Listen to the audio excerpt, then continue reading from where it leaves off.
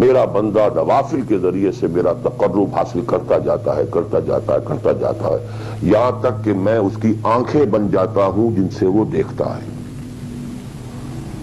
اس کے کان بن جاتا ہوں جن سے وہ سنتا ہے، اس کے ہاتھ بن جاتا ہوں جن سے وہ پکڑتا ہے، اس کے پاؤں بن جاتا ہوں جن سے وہ چلتا ہے۔ حدیث قدسی، اور سارے وہابی بھی مانتے ہیں اس کو، یہ نہ سمجھیے کہ یہ کسی صوفی کی بڑھ ہے، حدیث صحیح عند کل المحدثین۔ اللہ ہاتھ بن جاتا ہے آپ کا، اللہ پاؤں بنتا ہے آپ کا، اللہ آنکھ بنتا ہے آپ کی، اللہ کان بنتا ہے آپ کی۔ یہ بہت اونچی بات ہے، بہت اونچی بات ہے، بہت اونچی بات ہے، لیکن یہ تقرب بالنوافل کا درجہ کہاں آئے گا؟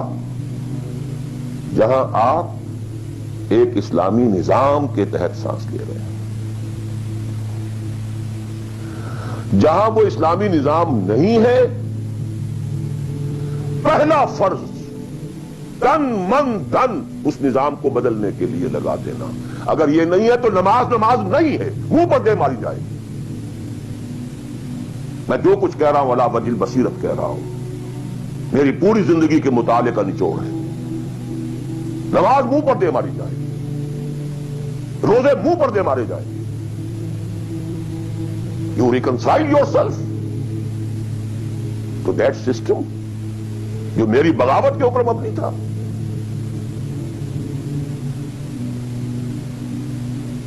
پہلا فرض یہ تن من دھن، you can not reconcile with that system, you can not accept that system.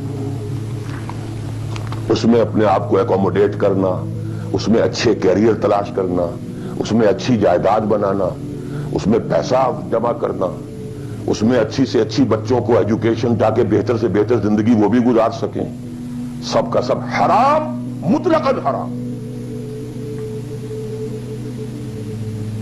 پہلا کام یہ ہے اپنی جان، اپنا مال، اپنا تن، اپنا دن سب اللہ کے دین کے لیے خرچ کرو۔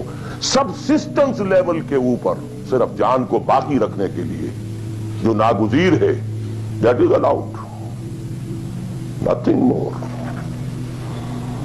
This is the point,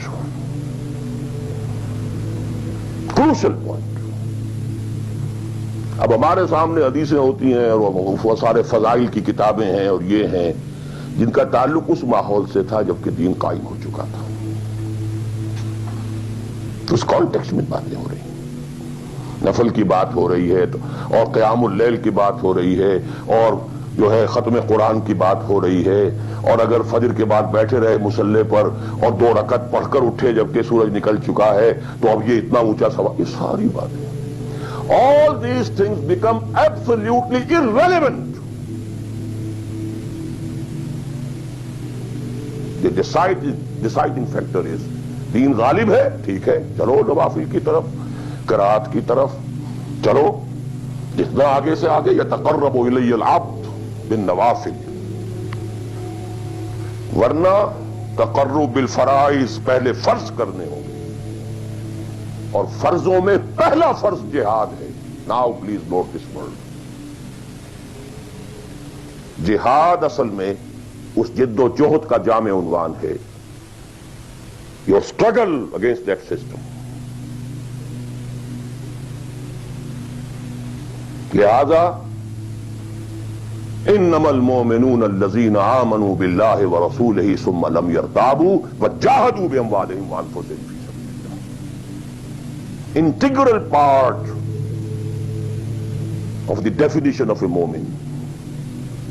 اگر زندگی اس سے خالی ہے یا اتنی ہے اور جتنی ہو جائے نفل کے درجے میں، اصل وقت اصل دھارا بہ رہا ہے دنیا کی طرف، دنیا کے حصول کے لیے، جتنا پھیل سکیں، جتنا پھل سکیں، جتنا پھول سکیں، جتنی جڑیں گہری جما سکیں، جتنا کچھ اولاد کے لیے چھوڑ کر مر سکیں، جتنا اولاد کو زیادہ سے زیادہ دنیا کی سہولتیں دینے حاصل کرنے کے قابل بنا کر جا سکیں، ساری تو توانائیاں اور ساری قوتیں اور ساری صلاحیتیں اور سارے اوقات تو کپے ہوئے اس میں۔ اچھا اب تھوڑا سا دین کا کام بھی، آخر دھوکہ تو اپنے آپ کو دینا ہی ہے نا.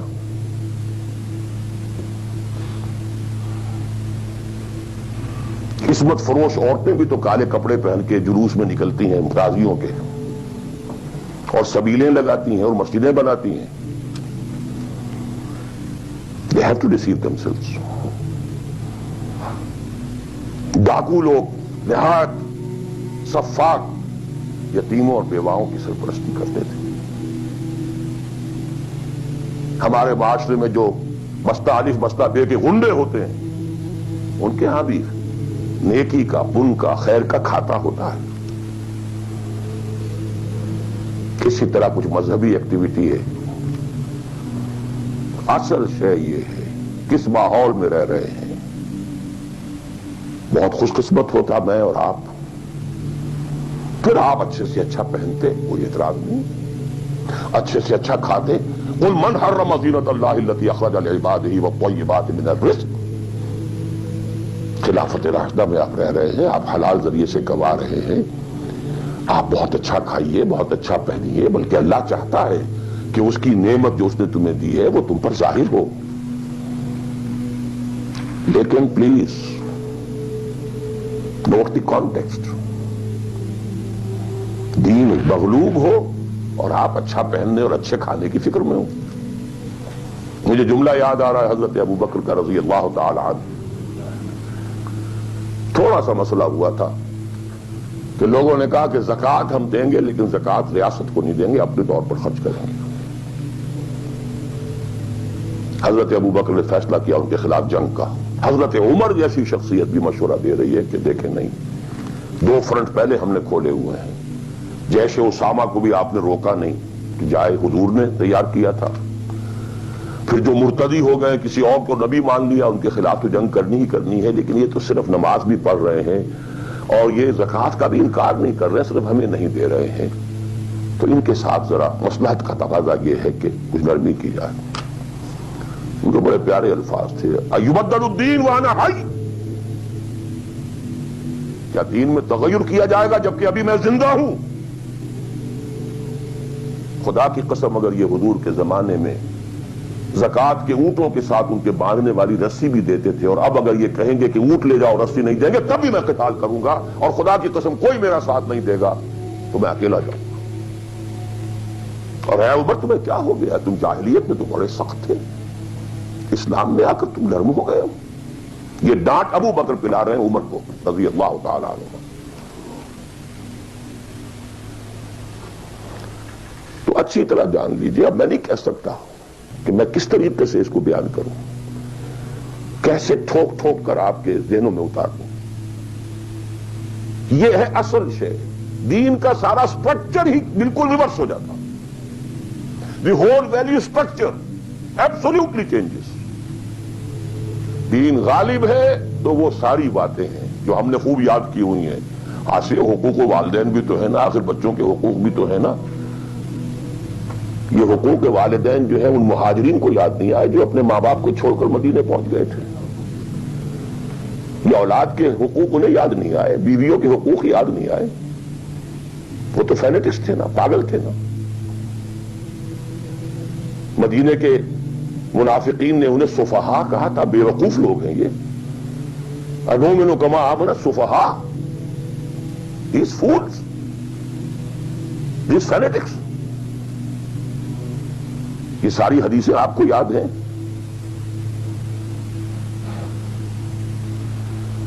فرق ہے.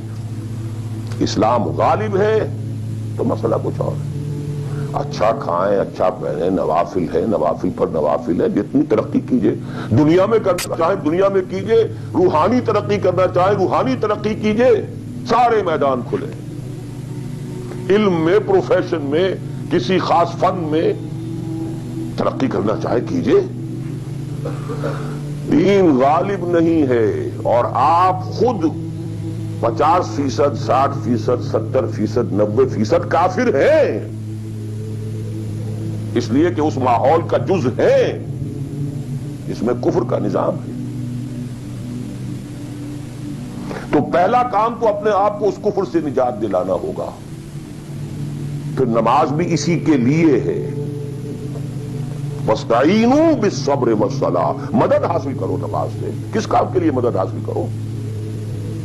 دی مشن ٹو میک دی دین آف اللہ سپریم، ان اقیم الدین. نماز اس کے لیے سب سروینٹ ہے، اس کے لیے مدد ہے. روزہ اسی کے لیے جنگ کرنے کی صلاحیت پیدا کرنے کے لیے ہے. اس لیے 23ویں رکوع میں سورہ بقرہ کے روزے اور رمضان کے احکام ہے، 24ویں رکوع میں قتال شروع ہو گیا. قاتلوا فی سبیل اللہ الذین یقاتلونکم. اور عرب جو ہیں وہ روزہ رکھواتے ہی صرف گھوڑوں کو تھے، خود تو رکھتے ہی نہیں تھے، چونکہ گھوڑے کو استعمال کرتے تھے لوٹ مار میں، غارت گری میں، جنگوں میں. اور گھوڑا ہے نرم نازک مزاج جانور، پیاس برداشت نہیں کر سکتا، بھوک برداشت نہیں کر سکتا. اونٹ تو کر جاتا، چاہیے تھا انہیں گھوڑا. لہذا گھوڑے کو عادی بناتے تھے دھوپ کا، پیاس کا، بھوک کا، تاکہ ایسا نہ ہو کہ مارکے کا وقت اور گھوڑے صاحب جواب دیے بیٹھے ہوں تو سوار کیا کرے گا. تو ساما یسومو عربی زبان میں گھوڑے کے لیے تھا، انسانوں کے لیے تھا ہی نہیں. یہ تو مدینے میں آنے کے بعد پھر حضور نے یہودیوں کو دیکھا کہ روزہ رکھتے ہیں تو آپ نے بھی مسلمانوں سے کہا عاشورہ کا روزہ ہے وغیرہ وغیرہ. چھوڑ دیجیے، اس بات کو لمبی ہو جائے گی. یہ ساری چیزیں اصل میں ہیں اس مقصد کے